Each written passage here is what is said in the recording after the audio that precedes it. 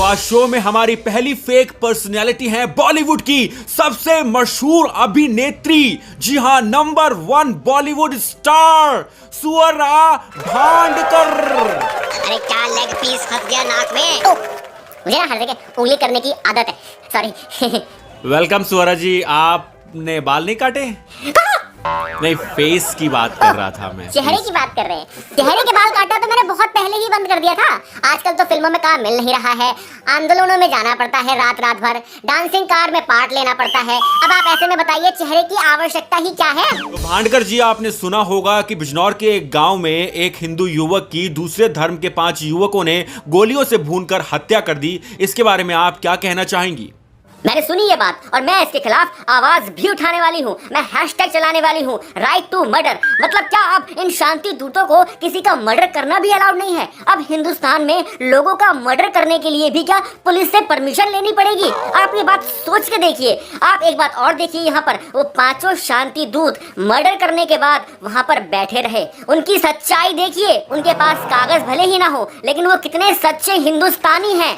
स्वरा जी, मुझे ऐसा लग रहा है कि यहाँ पर आप जिसकी हत्या हुई उसके लिए नहीं, बल्कि जो हत्यारे हैं उनके फेवर में बोल रही हैं। हिंदुस्तान के लिए कितने लॉयल हैं। सच्चाई देखिए। उन्होंने मर्डर किया और वो वहाँ पर बैठे रहे, सिगरेट पी, छल्ले बनाए और पुलिस के साथ खुद थाने गए। ये सच्चाई क्या किसी हिंदू में आ सकती है? बिल्कुल भी नहीं। ये सिर्फ शांति दूतों में होती है और मैं उनके लिए आवाज उठाऊंगी। मैं उन 5 मर्डरर्स को बाहर निकलवाऊंगी जेल से, अपने घर लेके आऊंगी, अपने साथ रखूंगी।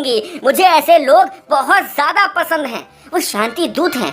हिंदुस्तान में शांति दूतों के साथ कैसा बर्ताव किया जा रहा है? उनको जेल ले जाया गया, उनको पीटा गया। आप ये बात बताइए। मैं मोदी सरकार से ये पूछना चाहती हूँ, क्या आज भी वो इन शांति दूत से कागज मांगेंगे?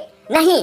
क्यों नहीं मांगे आपने कागज? उनको जेल लेके जाने से पहले आपको उनसे कागज मांगने चाहिए थे। नहीं, आप उन्हें बिना कागज के जेल ले गए।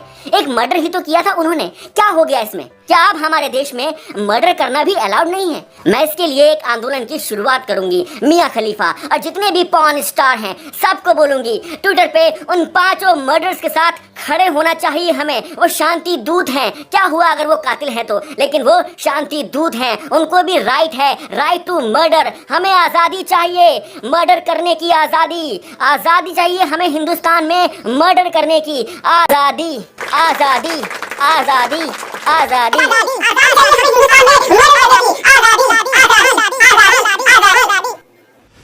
ओके, तो ये थी सुअरा भांडकर जी और इनकी राय तो आपने सुन ही ली है। लाइक और कमेंट में आप लिख भी देना कि इनकी राय के बारे में आपकी क्या राय है। जो शख्सियत हमारे शो पे आने वाली है, ये फेक पर्सनैलिटी रियल में ही एक फेक पर्सनैलिटी है। जी हां, ये है बिहार के सबसे होशियार और prime time news anchor mister Rubbish Kumar. नमस्कार, प्राइम टाइम में आपका स्वागत है। पहले तो मैं ये आपको बता देना चाहता हूं कि मैं बिहार का सबसे होशियार आदमी हूं। लोग कहते हैं कि मैंने न्यूज़ एंकर बनने के लिए बहुत तलवे चाटे हैं। भले ही ये सच हो, लेकिन किसी की बात का विश्वास नहीं करना चाहिए। सिर्फ मेरी ही बात का विश्वास करेंगे तभी आप कामयाब हो पाएंगे, तभी आप मेरी तरह बन पाएंगे। रूबिश जी, अगर एक खास समुदाय के किसी भी शख्स की हत्या हो जाती है तो आप अपने प्राइम टाइम में रोना धोना, हल्ला काटना, हंगामा करना, सरकार पे दोष ठहराना, मंडना, सब कुछ लेट जाते हैं जमीन पर और नागिन की तरह डांस करना शुरू कर देते हैं। पर एक बिजनौर में एक हिंदू युवक की हत्या हुई, उस पर आपने कुछ नहीं बोला, ना कोई शो किया। भला क्यों? नमस्कार, प्राइम टाइम में आपका स्वागत है। पहले तो मैं आपको ये बता देना चाहता हूँ कि क्रिमिनल का और क्राइम का कोई धर्म नहीं होता। ये खबर मैं अपने प्राइम टाइम पे इसलिए नहीं चला पा रहा हूँ क्योंकि मरने वाला हिंदू है। अगर मरने वाला मुसलमान होता तो मैं प्राइम टाइम पे हल्ला करता, नाचता, नागिन की तरह झूमता और मजबूर करता उन लोगों को जिन लोगों ने उसके ऊपर हमला किया कि वो अपने आप आत्महत्या कर लें। लेकिन क्योंकि मरने वाला हिंदू है तो मैं ये खबर अपने प्राइम टाइम पर नहीं चला सकता, क्योंकि क्राइम का कोई धर्म नहीं होता, क्रिमिनल का कोई धर्म नहीं होता। यहाँ मैं आपको एक मशहूर कविता जो मैंने खुद लिखी है उसके ज़रिए आपको समझाने की कोशिश करता हूँ कि क्राइम और क्रिमिनल का कोई धर्म कैसे नहीं होता। देखिए, जब भी मैं हिंदुओं के मोहल्ले में से निकलता हूँ तो कुत्ते मुझे देखकर भौंकते हैं, पर इसका मतलब ये नहीं है कि मैंने किसी कुत्ते के मुंह से हड्डी छीनी है या कबाड़ इकट्ठा करते हुए मैंने किसी कुत्ते को पत्थर मारा है। इसका मतलब ये बिल्कुल नहीं है। ये कविता मैंने अपने आप लिखी है।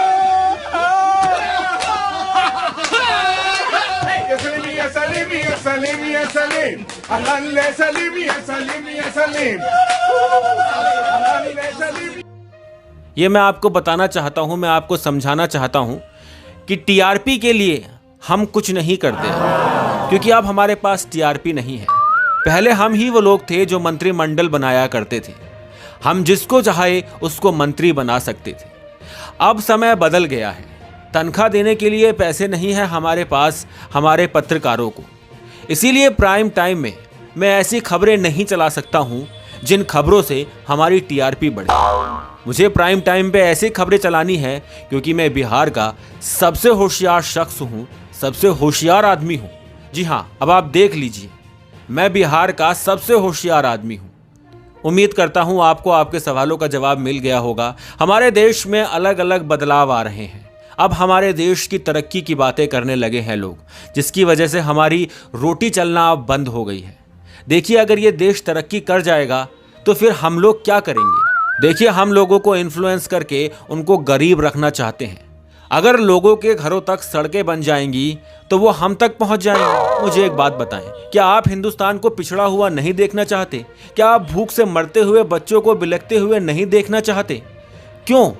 आप क्यों नहीं चाहते? ये आपको मेरी बात माननी होगी। जो मैं करता हूं, जो मैं कहता हूं, वो ही आपको समझना होगा, क्योंकि मैं ही सही हूं। बिहार का सबसे होशियार आदमी हूं मैं, और मैं ही सही हूं। सबसे बड़ी बात जो आपको याद रखनी है, क्राइम का और क्रिमिनल का कोई धर्म नहीं होता। तो अगर हिंदू मर जाएगा तो आपको बिल्कुल आवाज़ नहीं उठानी, पर अगर किसी और धर्म का आदमी मरेगा तो मैं प्राइम टाइम पे दिखाऊंगा, हल्ला मचाऊंगा, शोर करूंगा, क्योंकि मेरे भाई को वहाँ टिकट भी मिलना है। मुझे उम्मीद है कि आपको सवालों का जवाब मिल गया होगा। प्राइम टाइम देखने के लिए